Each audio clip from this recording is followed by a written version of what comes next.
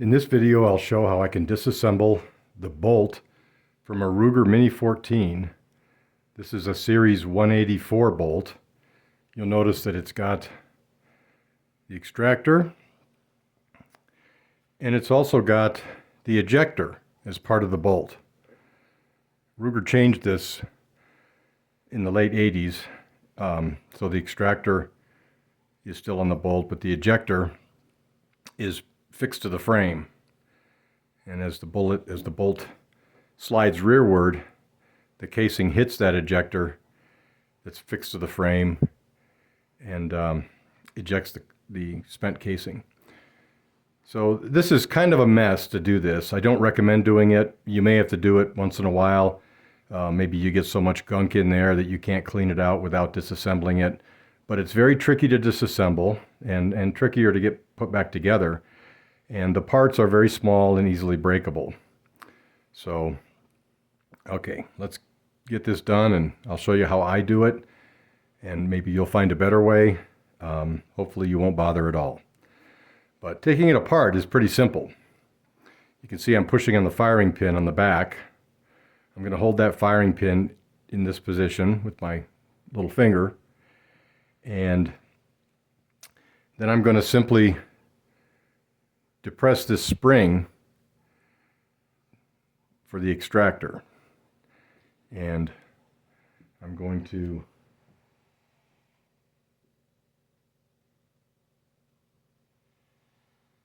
take a cleaning patch, a big cleaning patch, and use it to avoid damaging any part of the bolt.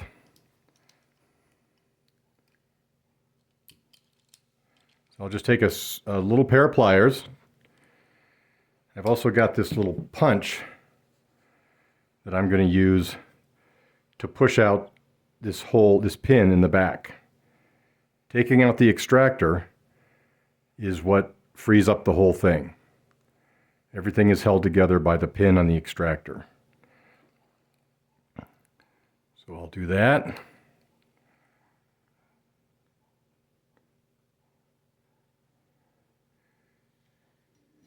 And then push the extractor out.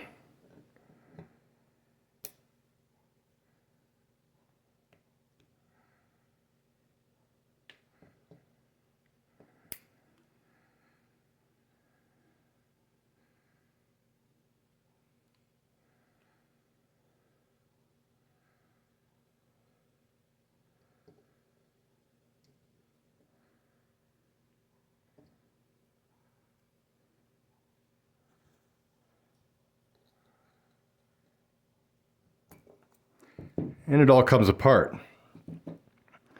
And you'll notice that the ejector came shooting out of there. And now the firing pin will come out. And the little spring for the extractor. So now everything's out of there.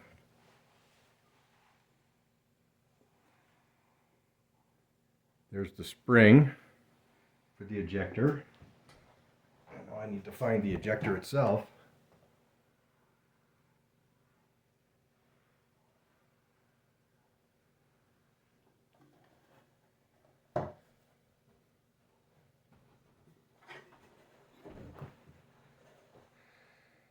So that's the first thing we learned the hard way, taking this bolt apart, is that everything's connected and everything's spring loaded.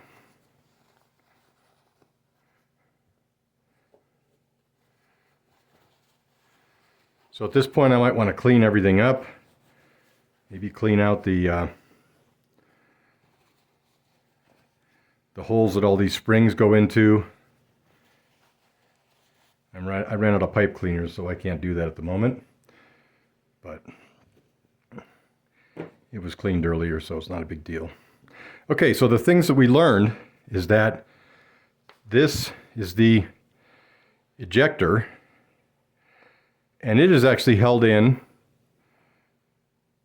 by the pin on the extractor. The firing pin is also held in by the pin on the extractor. So it's going to be a little bit harder to put together.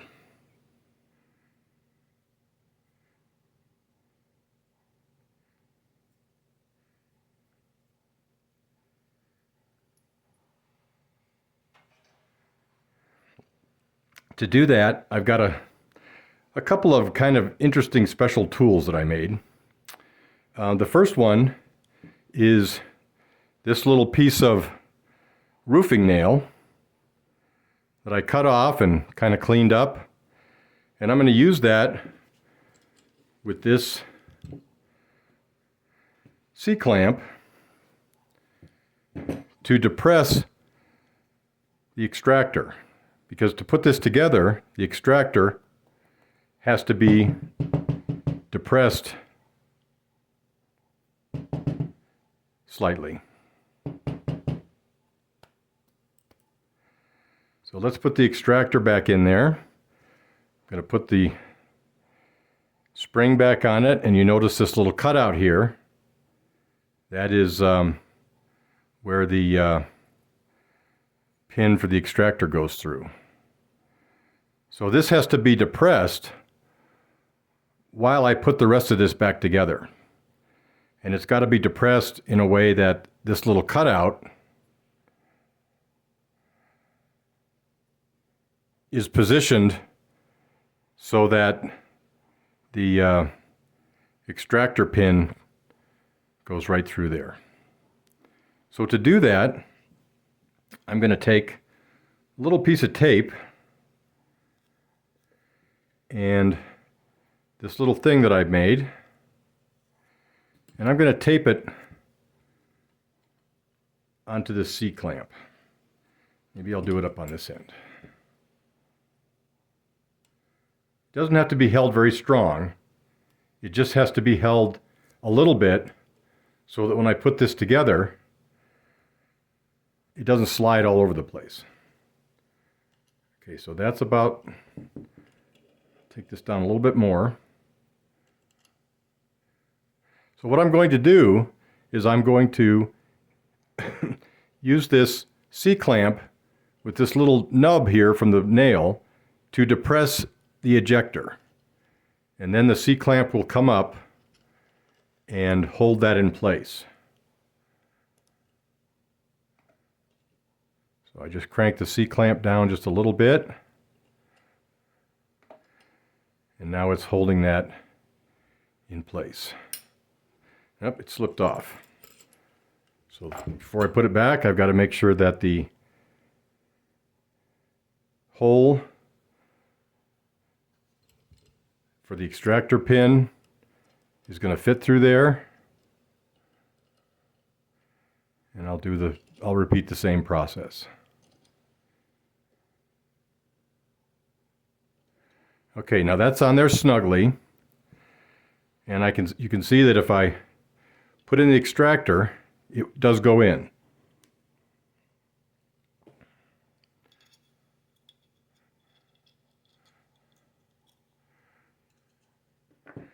Next I'll put in the firing pin. Whoops, that was a mistake, wasn't it? I have to take this out now. Put in the firing pin.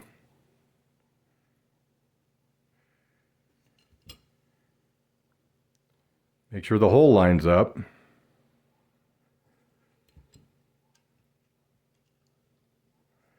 And put this back in my little clamp.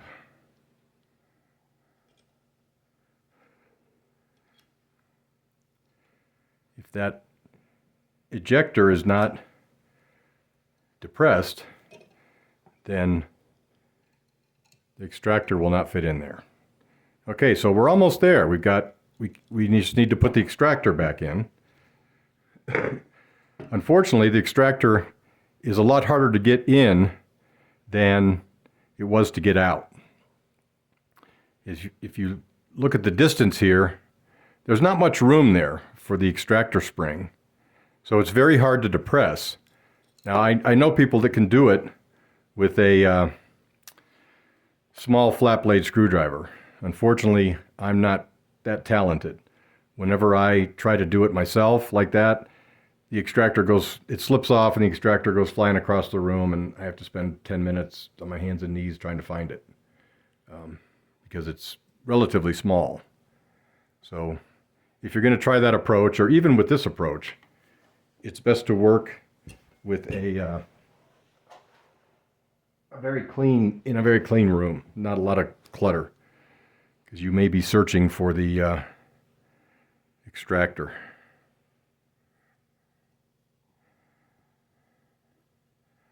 I'm going to put the extractor spring in there.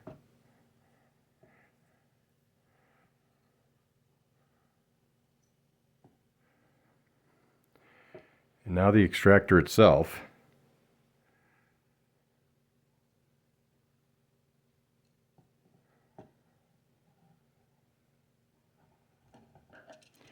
Okay, so now I just have to orient the extractor correctly.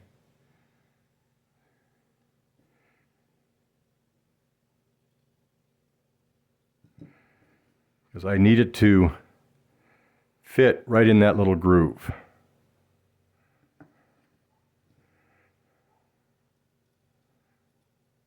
So I'm going to spin it around until the round part's on the top. Now I'm going to partially put the extractor in there, and then I'm going to use this pair of pliers that I've modified.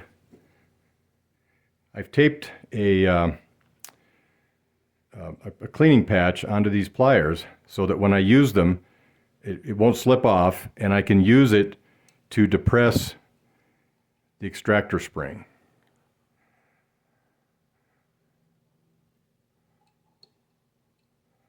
So I'm going to get the extractor in a position where it's close to going in.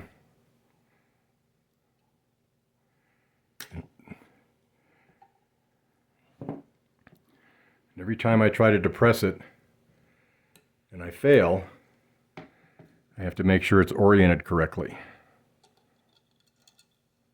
The round part is up.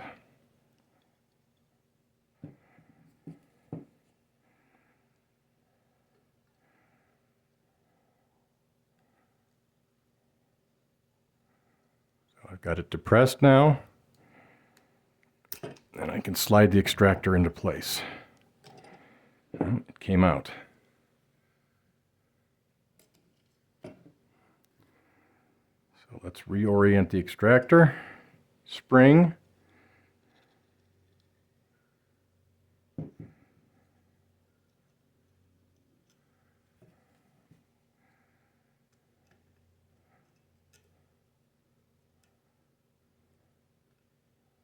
Damn it. Once again, it slipped off.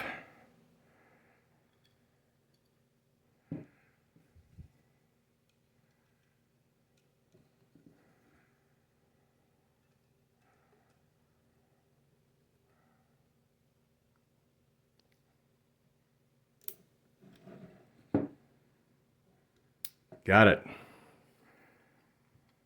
Now I can take it out of the clamp, and it's all back together. So if you try this, good luck. If you find a better way, feel free to post it.